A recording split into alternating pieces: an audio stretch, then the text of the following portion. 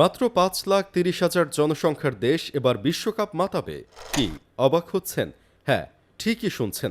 5,30,000 জনসংখ্যার দেশ Cape Verde এবার বিশ্বকাপে কোয়ালিফাই করেছে। ক্যামেরুনদের পিছনে ফেলে এবার তারাই বিশ্বকাপে যাচ্ছে। 5 লাখ জনসংখ্যার কেপ ভার্দে যা করে দেখিয়েছে, আমরা 18 কোটি জনসংখ্যা নিয়েও তা করতে পারছি না।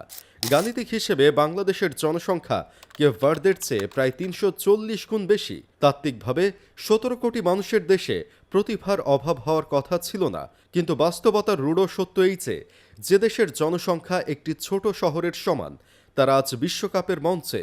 আর বিশাল জনসংখ্যার বাংলাদেশ আজও দক্ষিণ এশিয়ার গণ্ডি পেরোতেই হিমশিম খাচ্ছে। তবে কেপ ভার্দের এই উত্থান রাতারাতি হয়নি। তারা সীমিত সম্পদকে ব্যবহার করেছে নিখুঁত পরিকল্পনায়। তাদের ফুটবল ফেডারেশন স্থানীয় প্রতিভার পাশাপাশি ইউরোপে ছড়িয়ে থাকা প্রবাসী খেলোয়াড়দের এক সুতোয় গেঁথেছে। অন্যদিকে বাংলাদেশে ফুটবলের ঐতিহ্য দীর্ঘদিনের হলেও পেশাদারিত্বের অভাব প্রকট।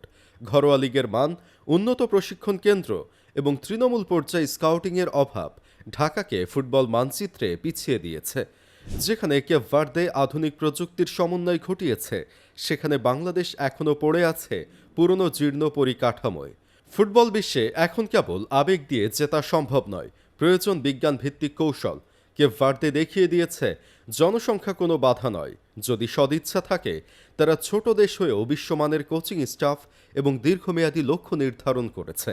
বিপরীতে বাংলাদেশের ফুটবলে অনিয়ম, সঠিক দীর্ঘমেয়াদী পরিকল্পনার অভাব এবং ক্রিকেটের জোয়ারে ফুটবলের প্রতি বিমাতাসুলভ আচরণ দলটিকে পিছিয়ে দিয়েছে।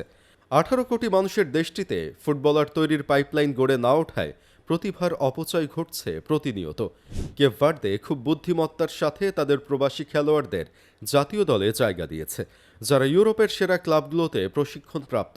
বাংলাদেশে সম্প্রতি এই পথে হাঁটার চেষ্টা করলেও তা অত্যন্ত ধীরগতির। লাল সবুজ জার্সির প্রতি যে আবেগ সাধারণ মানুষের আছে, সেই আবেগকে পেশাদারিত্বে রূপান্তর করতে ব্যর্থ হয়েছে দেশের ফুটবল নিয়ন্ত্রক সংস্থা। ফলে 5 লাখ মানুষের দেশটি যখন বিশ্বজয়ের স্বপ্নে বিভোর, 17 কোটির বাংলাদেশ তখনও কেবল সাফ ফুটবলের ট্রফি জয়ের স্বপ্নেই সীমাবদ্ধ। কেপ ভার্দের বিশ্বকাপ যাত্রা বাংলাদেশের জন্য কেবল একটি সংবাদ নয়, এটি একটি বিশাল শিক্ষা। এটি প্রমাণ করে যে বিশ্বকাপ খেলার জন্য কোটি কোটি মানুষের প্রয়োজন নেই, প্রয়োজন একটি আধুনিক ফুটবল দর্শন এবং সঠিক নেতৃত্ব। কেপ ভার্দে আজ সেই আয়না, যার সামনে দাঁড়ালে বাংলাদেশের ফুটবলের দৈন্যদশা আরও স্পষ্ট হয়ে ওঠে। আটলান্টিকের নীল হাঙররা আজ বিশ্বকে শেখাচ্ছে ফুটবল খেলা হয় পায়ে আর মাথায়, জনসংখ্যার সংখ্যা তত্ত্বে নয়। বিশ্বকাপের মঞ্চে এখন লড়াই হবে স্পেনের মতো বিশ্ব চ্যাম্পিয়ন আর উরুগুয়ের মতো ফুটবল পরাশক্তির সাথে। পরিসংখ্যানের বিচারে কেপ ভার্দে হয়তো ছোট, কিন্তু মাঠের লড়াইয়ে তারা কোনো দানবকেই ভয় পায় না। গ্যালারিতে নীল জার্সি পরে যখন হাজার হাজার মানুষ তাদের টিউবারোয়েস আজুইস বলে চিৎকার করবে, তখন সেটি কেবল একটি ফুটবল ম্যাচ থাকবে না, সেটি হবে অস্তিত্বের ঘোষণা। 5 লাখের সেই ছোট্ট দেশটি আজ বিশ্বকে দেখিয়ে দিচ্ছে যে লক্ষ্য যদি স্থির থাকে, তবে সমুদ্রের বুক থেকেও ফুটবলের বিজয় কেতন ওড়ানো সম্ভব। 2026 বিশ্বকাপ কেবল তাদের জন্য একটি টুর্নামেন্ট নয়, এটি একটি রূপকথার পূর্ণতা।